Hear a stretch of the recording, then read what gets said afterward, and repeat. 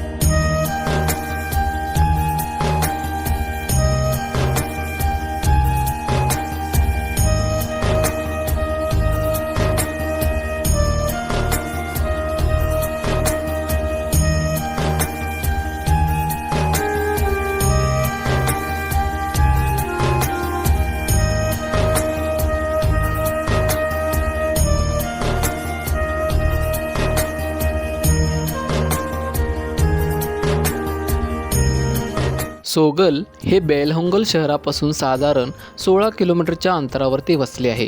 सोगल सोमनाथ मंदिर हे कर्नाटकमधील बेळगावपासून साधारण 60-70 किलोमीटरच्या अंतरावरती आहे। या मंदिराचे वैशिष्ट्य असे आहे की या मंदिरामध्ये श्री महादेव व माता पार्वती यांचा जिथे विवाह झाला होता ते हे ठिकाण। सोगल सोमनाथ हे मंदिराचे शहर आणि जोगळमुनी नावाच्या ऋषीमुनींचे क्षेत्र असलेले असे हे प्राचीन ऐतिहासिक ठिकाण आहे।